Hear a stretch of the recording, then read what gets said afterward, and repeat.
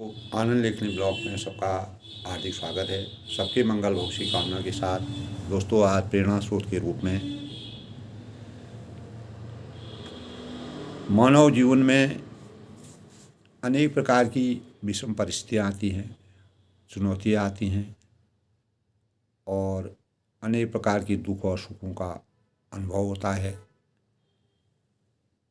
सुख और दुख हमारे जीवन के एक ही पहलू के दो बिंदु हैं। हम सुख और दुख को एक पारिवारिक परिवेश में, विपत्ति में पारिवारिक आत्मीयता किस प्रकार से एक संबल का काम करती है, उसके विषय में प्रेरणादायक बातों से सबके भावों में संचित करने का प्रयास करने जा रहा हूँ। दोस्तों, विपत्ति में पारिवारिक आत्मीयता एक संबल के समान वास्तव में काम करती है। अपनी ही बात को अगर हम सर्वाधिक महत्व देते हैं तो अपनी जीत पर हम अड़े रहते हैं। तो प्रत्येक व्यक्ति की स्वार्थी और संकीर्ण बनाने के साथ साथ उसके समाज से हटकर उसको बना देती है। अगर वह हर जगह जिद करेगा तो उससे अगर हम हट के कार्य करेंगे तो वह समाज संकीर्ण जीवन यापन करता है। तो स्वभाव में शक्ति की प्रवृत्ति तभी आती है दोस्तों, जब व्यक्ति में अहम भाव आ जाते हैं। अयं निजो परोवेति गणना लघुचेतसानाम उदार चैतानाम तो वसुदेव कुटुंबकम। जब व्यक्ति अहं में केंद्रित हो जाता है, मेरा और तेरे के चक्कर में जब व्यक्ति उसी के अंदर चार दीवारी के अंदर घूमता रहता है उसका मन, तब उसमें दूसरों की कद्र करने की भावना नहीं रहती है। तो इसका अर्थ यह है कि दोस्तों, यह नहीं है कि अहं केंद्रित होने से व्यक्ति में कुछ विशेष गुणों का आविर्भाव होता है। प्रायः दोस्तों, आंतरिक अहं केंद्रित रहने वाला व्यक्ति अपनी स्वाभाविक क्षमताओं को खोता जाता है और उसमें हारने के गुण बढ़ने लगते हैं। हार महसूस करता है।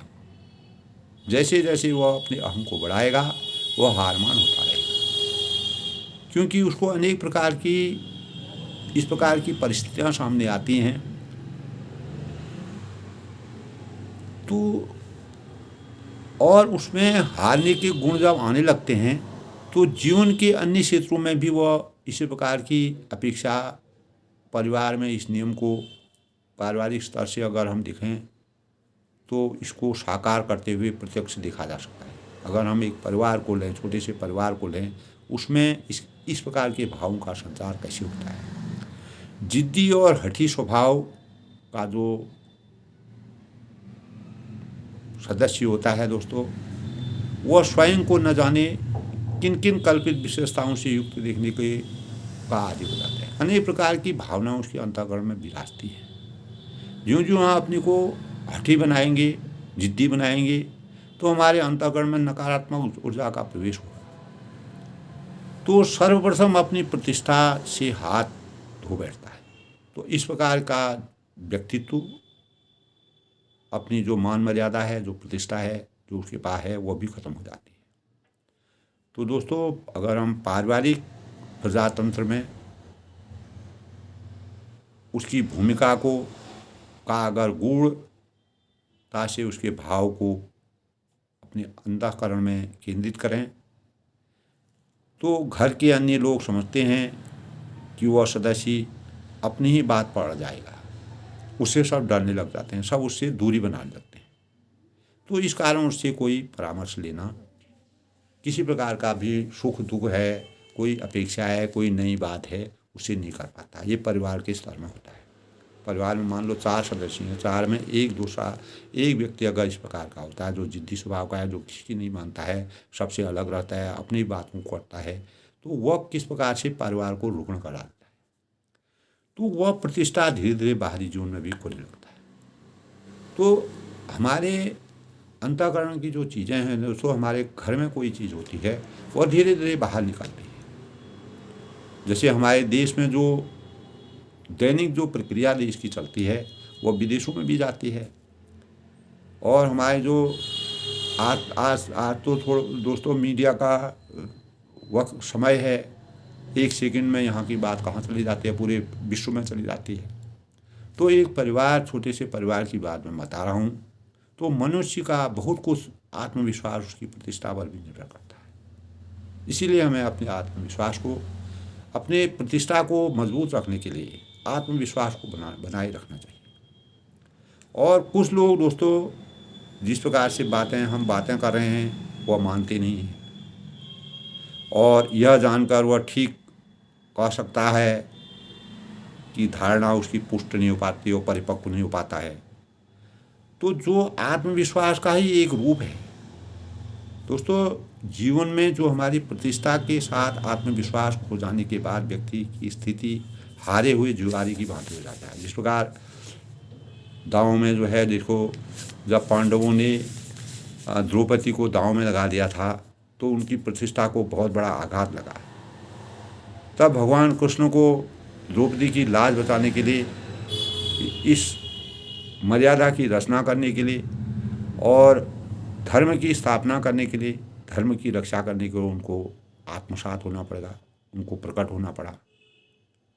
तो यह जानकर मैं, यानी आत्मविश्वास का ही एक रूप है, प्रतिष्ठा के साथ आत्मविश्वास खो जाने से के बाद व्यक्ति स्थिति हारे जुआरी की। तब पांडवों की स्थिति कैसी हो गई थी दोस्तों, वह पूरा महाभारत से हमको पता चलता है। तो जो उसी जीवन की बाजी में दूसरा दांव लगाए, जिस प्रकार द्रौपदी को कि मैं जो है, कौरवों ने जिस प्रकार से दांव लगाया दुर्योधन ने, तो वह धीरे धीरे अपने साहस को कम करने लगता था। तब पांडवों का साहस कम हो गया था। अगर भगवान कृष्ण अवतरित न होते तो फिर दोस्तों महाभारत की कहानी कुछ और होती है। अतः इसी प्रकार एक परिवार की भी भावनाएं हैं दोस्तों। वह भी परिवार, एक ही परिवार 2 परिवारों में बंट गया, कौरव और पांडव, क्योंकि मोह, माया, लोभ वहाँ पर भी है। जब लोभ आया तभी तो धृतराष्ट्र को जब लोभ आया, निजी स्वार्थ आया, निजी सुख आया, तभी तो इस प्रकार की भावना मतलब महाभारत की रचना हुई।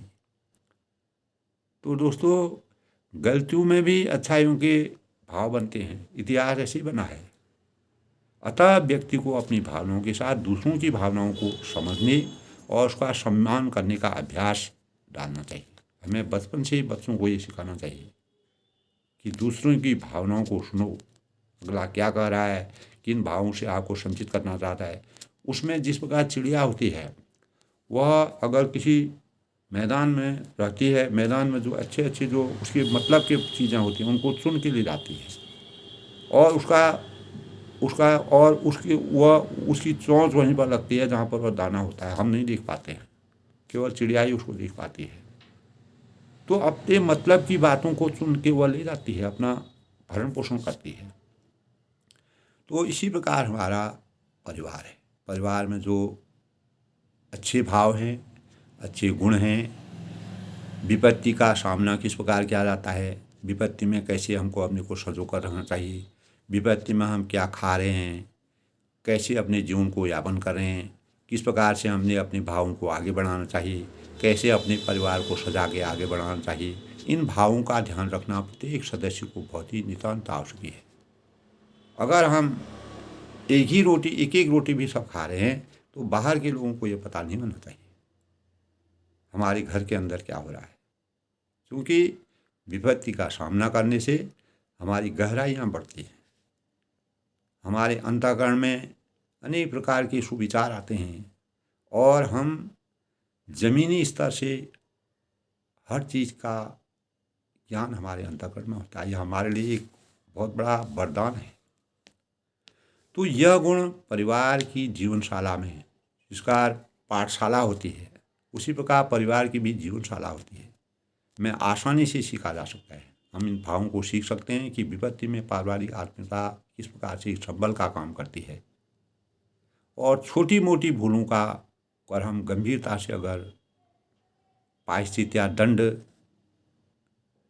उठाना पड़ता है, जब हम धीरे धीरे गलत कार्य करते हैं तो उनका तो अनुकूलन की प्रवृत्ति से जन्मी उदारता और सहनशीलता, आपस में सहयोग है, त्याग की भावना है, इस प्रकार के गुणों का विकास अपने परिवार में करना चाहिए, जो बाहरी जीवन में भी सुखद परिणाम और सफलताएं प्रस्तुत करते हैं।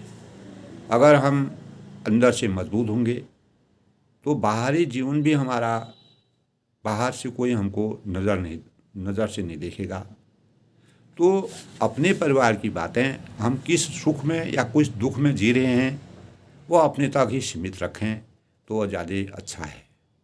क्योंकि अगर हम उन भावों को अगर हम विपत्ति में हैं, उसको अगर हम 10 लोगों को बताएंगे, लोग कहेंगे अरे तुच्छ आदमी है, कुछ नहीं, कुछ खाता नहीं पीता नहीं, ऐसा है वैसा है, तो आपकी अनेक प्रकार से और आपको 2 ठोकर और मारेगा। तो बाहरी जीवन में ही सुखद परिणाम और सफलताएं प्रस्तुत करते कि भाव हमको होनी चाहिए। परिवार के सदस्यों के प्रति किया गया जो आत्मत्याग है, हर एक आदमी जो आत्मत्याग करता है, माता पिता किस गरीबी से बच्चे को पालते हैं, पोसते हैं, स्कूल भेजते हैं, किस परंपरा में वो जी रहा है। मैं एक निर्धन परिवार की बात कर रहा हूँ, तो किस प्रकार का आत्मत्याग और अन्य सदस्यों के लिए वह अनुकरणीय बनता है, हमारे जीवन के लिए वह अनुकरण करने योग्य बनता है। हमको कैसे सफलना चाहिए, कैसे आदर्श को उपस्थित करना चाहिए, इन भावों को हमारे अंतःकरण में विराजमान होते हैं। ऐसी स्थिति हमारे अंदर तब आती है जब हम विपत्ति की स्थिति में होते हैं। तो जिस घर के सदस्य अन्य सदस्यों के हितों, सुखों और सुविधाओं का ध्यान रखते हैं, उसमें आनंद की अनुभूति करते हैं, वे परिवार के सुख और शांति का वातावरण बनाने के लिए ईमानदारी से प्रयत्न करते हैं। तो यही गुण दोस्तों हमारे भविष्य में आने वाली जो हमारी पीढ़ी है वह उनको इस प्रकार का सबक सिखाएगी और उनके लिए उन्नति का द्वार खोलने का प्रयास करेगी। दोस्तों, बुराई में भी अच्छाई के बीज हैं, कठिनाई में ही सफलता के बीज हैं।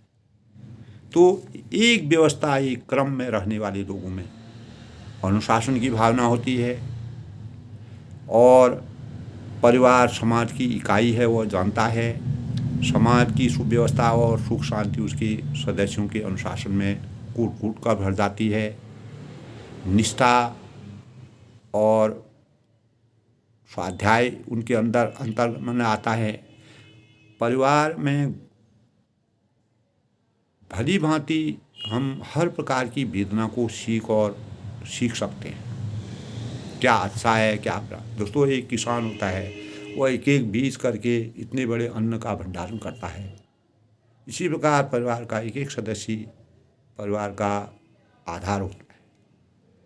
तो अनुशासन का अर्थ है दोस्तों सह अस्तित्व के सिद्धांत को स्वीकार करते हुए उसके लिए कुछ अनिवार्य नैतिक नियमों का पालन करना, जो हमारे दैनिक नियम हैं, हमारी नीति जो है, नीति के अनुसार हमको कैसे रहना चाहिए, विपत्ति के समय में हमको कैसे अपने जीवन को उजागर करना चाहिए, कैसे लोगों से अपने को एक दूसरे के ऊपर किसी के साथ अपनी तुलना नहीं करनी चाहिए। तो ये नियम मनुष्य के व्यक्तित्व और जीवन को सजाए और संवारते हैं। अनेक लोग दोस्तों, जैसे बड़े बड़े पदों के लोग, कोई अभी हमारे हैं, कोई नहीं है, अनेक विपत्ति के समय में भी उन्होंने अपने परिवार को उजागर करने का प्रयास किया है और महान पदों पर जाकर के अपनी प्रतिष्ठा मान मर्यादा को रखा है। तो परिवार में दुख की अनुभूति विपत्ति से नहीं आती है, दुख की अनुभूति तब आती है जब परिवार विसंगठित हो जाता है, अस्थिर हो जाता है, स्थिरता नहीं रहती है, सब लोग अपने अपने भावों से जीते हैं।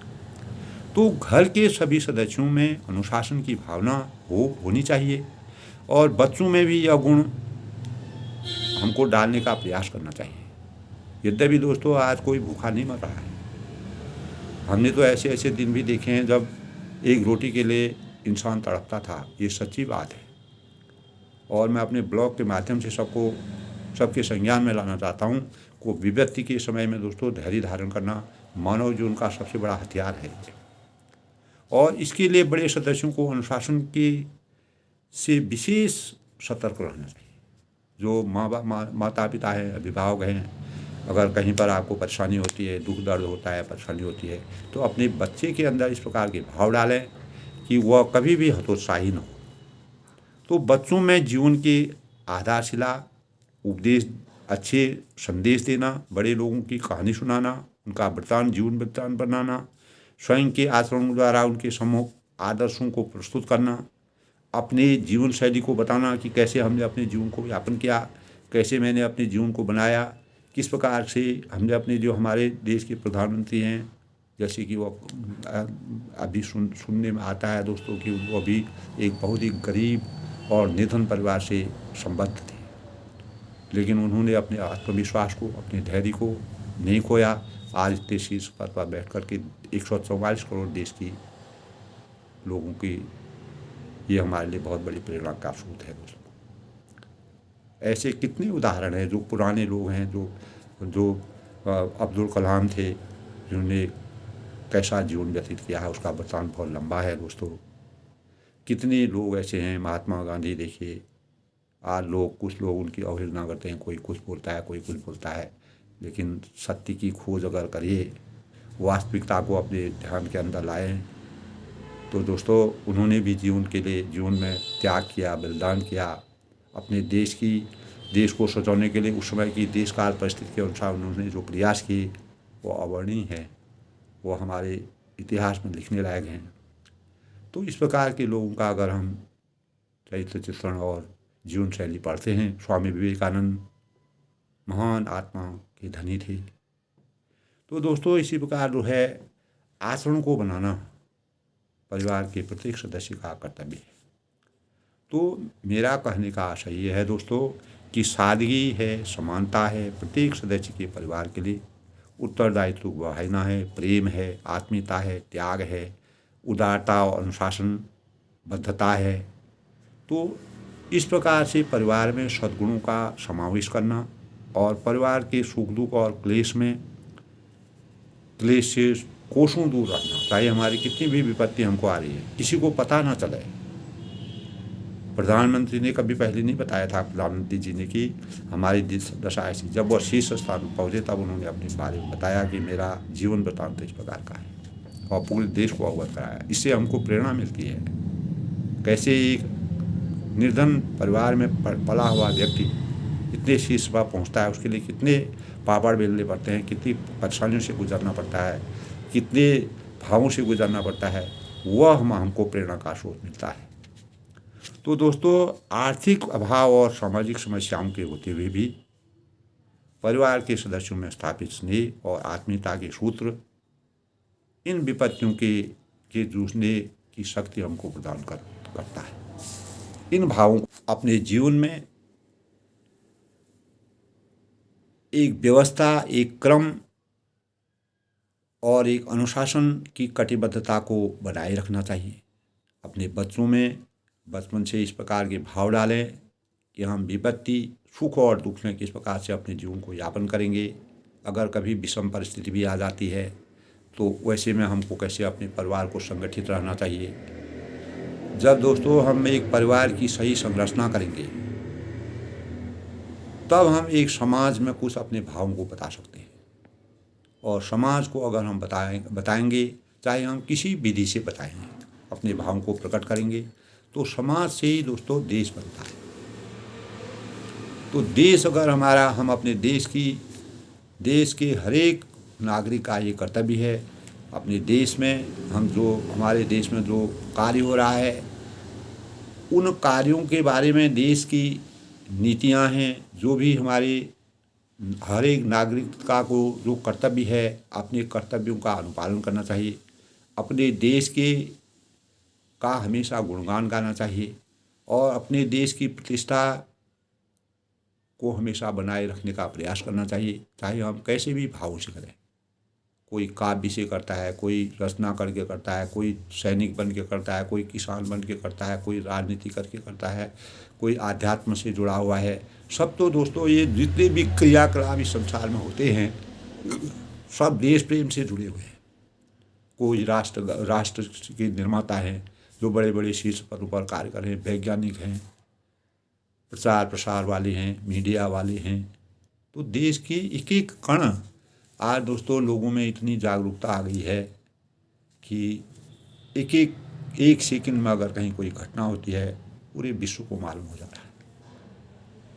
तो इसी प्रकार दोस्तों अपने परिवार को सुख और दुख में समान रूप से रखना, विपत्ति में पारिवारिक आत्मीयता को संबल के स्थान स्ट्रांग रखना, मजबूत रखना, उसको खड़ा रखना, उसके स्तंभ को बनाए रखना। जब हम अपने परिवार को सुदृढ़ बनाएंगे हम अपने समाज को भी मजबूत बना सकते हैं, अपने देश को भी मजबूत। ये भावनाएं हमें एक उत्तरदायित्व के रूप में प्रत्येक अभिभावक को, प्रत्येक जो गणमान्य व्यक्ति हैं, जो परिवार के पूर्ण सबसे बड़े सदस्य हैं, उनको अपने परिवार के अंदर इन बातों का संचार करना चाहिए। इससे अगर हमारा परिवार सुखी रहेगा, हम सुख और दुख में पारिवारिक संगठन को आत्मीयता से बनाए रखेंगे, निश्चित ही एक दिन आएगा तो हम सुख का भी अनुभव करेंगे। दोस्तों विपत्ति हमेशा नहीं रहती है, परमात्मा का ऐसा आशीर्वाद है को विपत्ति के समय में हमारी परीक्षा लेते हैं। अगर उस परीक्षा में हम खरे उतरते हैं तो हमारा जीवन भक्तिमय हो जाता है, परमात्मा में लीन हो जाता है, ब्रह्म की प्राप्ति हो जाती है। यही तो है ब्रह्म की प्राप्ति। सबके मंगल भविष्य की कामना के साथ आज के आनंद लेखनी ब्लॉग में सबका हार्दिक स्वागत है।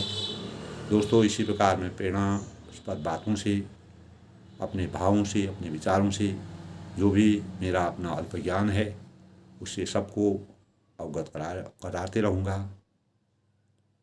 सब लोग सुखी रहें, खुश रहें, प्रसन्न रहें।